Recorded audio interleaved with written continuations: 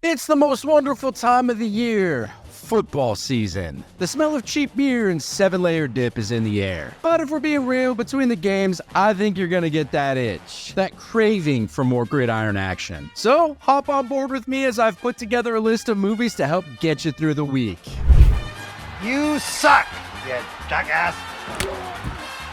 Howdy, and thanks for clicking on this video to see what this jackass has to say. I appreciate you. If you're new here, my name's Chris, and if you like films that mattered before the algorithm learned to write scripts, I think you're in the right place. I think he's a jackass. So I've been thinking a lot about what makes a football movie truly great, and honestly, I think it's rarely just about football. It's about the heart. It's that underdog story, the coach who sees something no one else does, or a team of misfits who somehow pull it all together. It's about the struggle, the pain, and that one perfect moment of glory that makes it all worth it. I mean, come on, a good football movie will give you all the feels. And if you think about it, you got movies like Any Given Sunday, which pulls back the curtain on the brutal, messy business behind the game. And then you've got Remember the Titans, which will make you ugly cry no matter how many times you've seen it. And then there's Varsity Blues, which is just pure dumb high school fun. These movies are about life, just with more epic tackles and the occasional cringy slow clap scene. Now, before I dive in, let me just say there are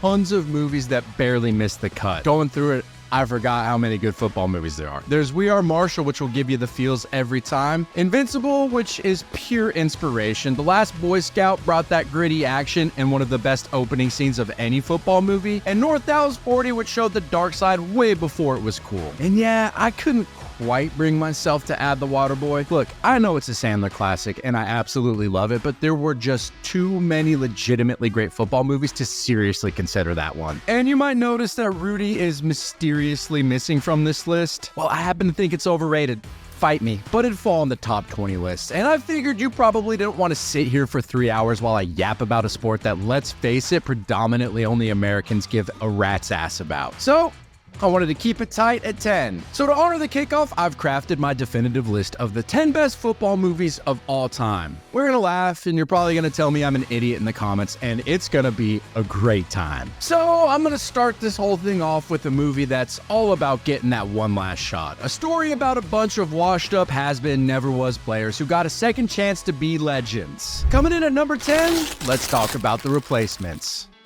Kicking things off at number 10 is one of the lighter movies on this list. I didn't want them to all be dark and serious. Yeah, I know that this isn't technically a great movie by any means. Like, objectively speaking, it's pretty damn ridiculous. You got a quarterback who's afraid of getting hit, a sumo wrestler playing offensive line, and a bunch of has-beens and never-wers somehow becoming this unstoppable team. Every single scenario stretches believability to its breaking point. But you know what?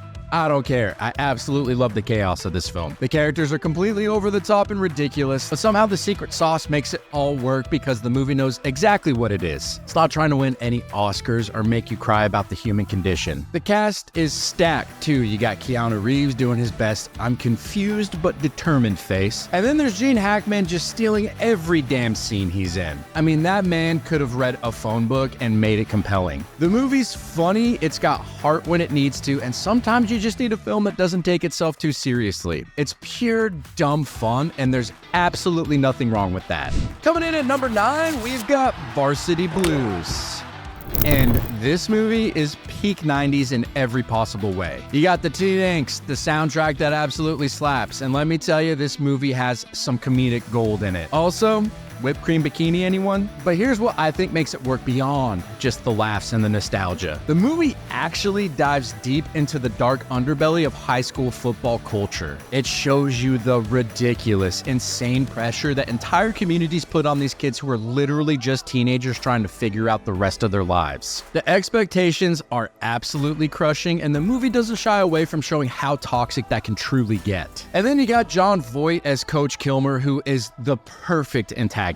The man's obsessive, borderline evil, and represents everything wrong with the win-at-all-costs mentality. He's willing to destroy kids' lives, pump them full of painkillers, whatever it takes to get that championship. Voight plays him with this terrifying intensity that kind of makes your skin crawl. But the movie's able to balance the teen comedy stuff with some genuinely heavy themes about what happens when adults lose perspective and forget these are just kids playing a stupid game. It's funny, it's dark, and it's absolutely a time capsule capsule of late 90s culture. And at number 8, let's talk about All the Right Moves. So I think this flick tends to get overlooked when people talk about great football movies. This is peak early 80s Tom Cruise before he became the massive superstar we know today. In it, he plays Steven, a high school defensive back in a dying steel town in Pennsylvania. And his only shot at escaping a life in the mills is getting a football scholarship. And what I think makes this movie hit different is how real and raw everything feels. This isn't your typical feel-good sports movie, it's gritty, it's depressing. And it shows you exactly what happens when an entire town's economy is collapsing. Football isn't just a game here, it's literally life or death for these kids' futures. Craig T. Nelson plays the coach, and he's absolutely ruthless. This dude will destroy a kid's dreams if it means advancing his own career, and the tension between him and Cruz's character is electric.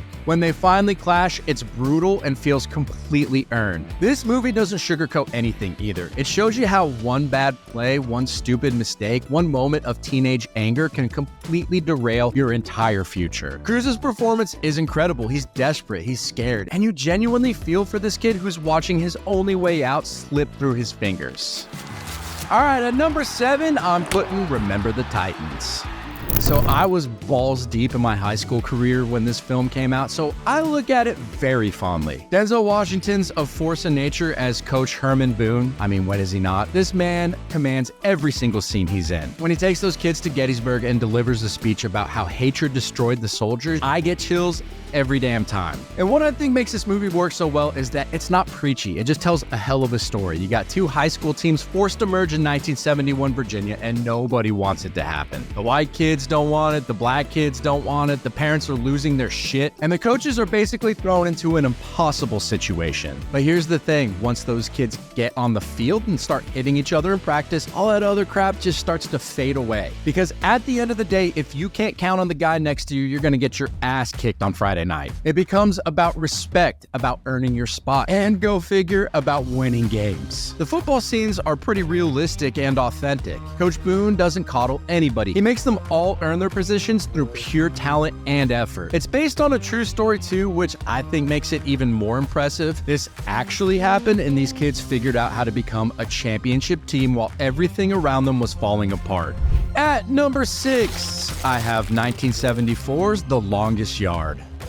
Yeah, you know, personally, I like the Adam Sandler one. It's an entertaining remake, but the Burt Reynolds OG is an absolute banger, a true classic. This film is pure 1970s gold. Burt Reynolds at his absolute peak playing Paul Wrecking Crew, a disgraced former NFL quarterback who ends up in prison after a drunken car chase. And what makes this movie work so damn well is it's not just about football. It's about corruption, power, and what happens when the system's rigged against you. Eddie Albert perfectly plays the warden, and this guy is absolutely ruthless. He's obsessed with his semi-pro team of prison guards, and he'll do anything to make sure they win, including blackmailing Crew into throwing the whole game. But here's where I think the movie gets brilliant. Crew assembles this team of complete misfits and criminals, guys who have nothing left to lose. The football scenes are absolutely brutal and real because they actually used real football players, including Green Bay Packers legend Ray Nitschke. The hits in this movie look like they hurt because they actually did. The movie builds to an incredible climax where Crew has to choose between saving his own skin or standing up for his teammates. It's about redemption. It's about finding your spine when everything's stacked against you, and Reynolds sells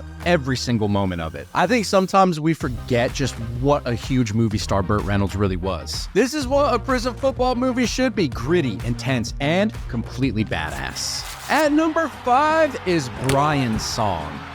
So up front, this is a made-for-TV movie from 1971 that had absolutely no business being this damn good. Like, TV movies back then were usually complete garbage, cheap cash grabs that networks threw together on a shoestring budget. But somehow, this thing became one of the greatest sports movies ever made. It tells the story of Brian Piccolo and Gale Sayers, two Chicago Bears running backs who became the first interracial roommates in NFL history. James Caan plays Piccolo, who's a funny, wisecracking white guy from Wake Wake Forest, and Billy D. Williams is Gale Sayers, a quiet, serious speedster from Kansas. These two kids should have hated each other. They're competing for the same job. They come from completely different backgrounds, and this is 1960s America we're talking about. But what I think makes this movie absolutely devastating is that it becomes about so much more than just football, and what it means to love a friend like a brother. The scene where Sayers accepts an award and dedicates it to Piccolo, telling the crowd, "I love Brian Piccolo, and I'd like all of you to love him too." That's when grown men suddenly tend to get dirt in their eyes. I'm not crying. This movie proved that television could tell stories just as powerful as anything coming out of Hollywood, and it's still a masterpiece 50 years later. Coming in at number 4, I've got Heaven Can Wait.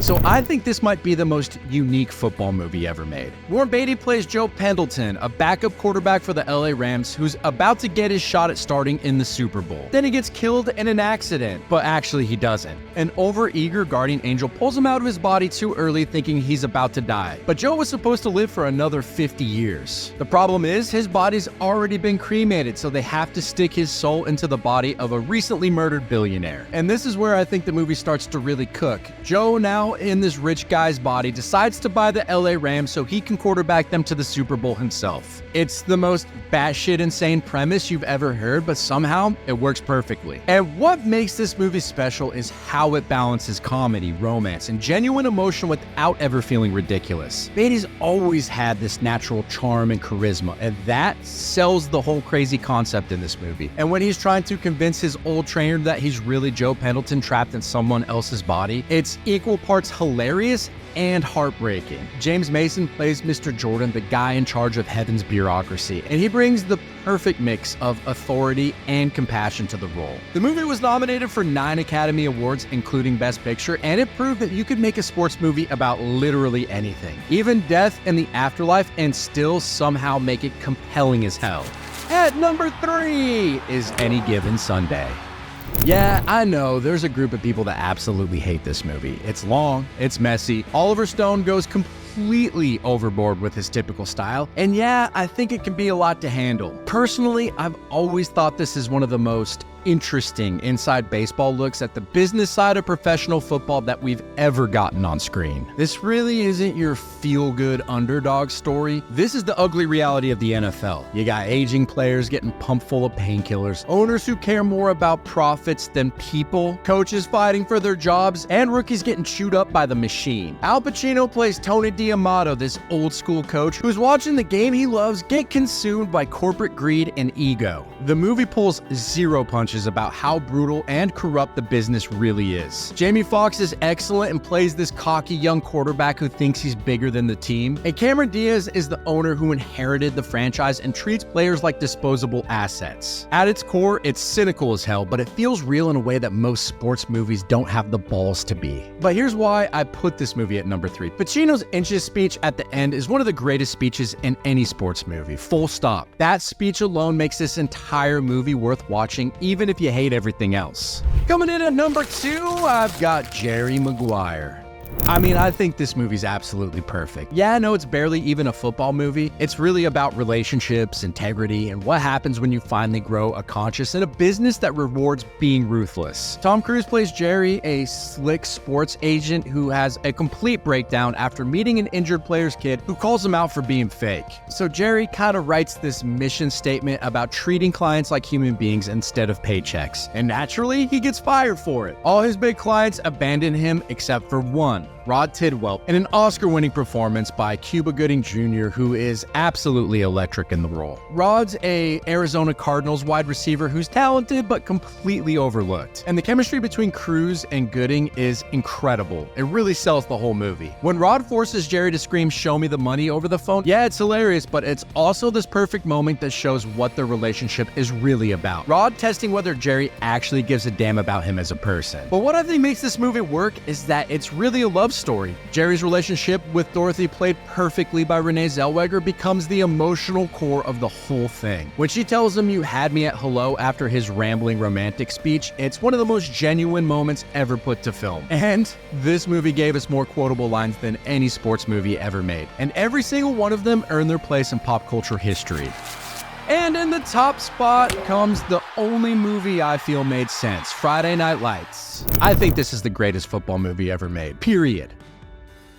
Career-defining performance as Coach Gary Gaines. And Peter Berg creates something that's so much more than just a sports movie. It's a devastating portrait of American life. And this isn't your typical feel-good underdog story. This is about Odessa, Texas in 1988. A dying oil town where high school football isn't just entertainment. It's literally the only thing keeping the community alive. The pressure these kids face is absolutely crushing. They're not just playing for a championship, they're carrying the hopes and dreams of an entire town that has nothing left. And what makes this movie transcendent is how real and raw everything feels. When Boobie Miles tears his ACL and his entire future gets destroyed in one play, you feel it in your gut. When Coach Gaines gets death threats for losing games, you understand that this is life or death for these people. The movie does show you the beautiful side of Texas football culture, but it also exposes the ugly truth about what happens when adults put impossible expectations on teenagers. But really the heart of the movie is Thornton's speech before the final game. I want you to take a moment and I want you to look each other in the eyes. I want you to put each other in your hearts forever, because forever is about to happen here in just a few minutes. When he tells his players that being perfect is being able to look your friends in the eye and know that you didn't let them down. That's really what this whole movie's about. Not winning or losing, but about showing up for the people who matter most. This movie is perfection. And there you have it, the 10 greatest football movies of all time. Dad made you Pope. From The Replacements and its beautiful chaos, all the way up to the masterpiece that is Friday Night Lights. I think these movies prove that the best football films aren't really about the game at all. They're about heart, sacrifice, and what it means to be a part of something bigger than yourself. And I'm fully aware that some of you are probably screaming at your screens right now about where I put Rudy, or why the Waterboy didn't quite make the cut. That's what makes lists like this so much fun. We all love arguing about movies almost as much as we love watching them. And if you want more of my hot takes, make sure you check out my shorts channel where I break down all the latest releases in quick, bite-sized reviews. No BS, just straight talk about whether that new movie you want to see is worth your time and money or not. And hey, if you enjoyed this countdown or if I completely pissed you off with my rankings, do me a favor and smash that like button and subscribe for more lists that'll probably make you question my taste in movies. Trust me, we're just getting started. Until next time, keep watching, keep arguing, and remember, it's not about the size of the dog in the fight, it's about the size of the fight in the dog, or something like that. I'll see you in the next one. As always, the opinions in this video are mine and mine alone, but what do I know? I'm but a mere jackass. I'll try to do better next time. Catch you later, friends. I'm just a jackass of all trades, don't know shit. I'll keep on talking, acting like I'm so legit.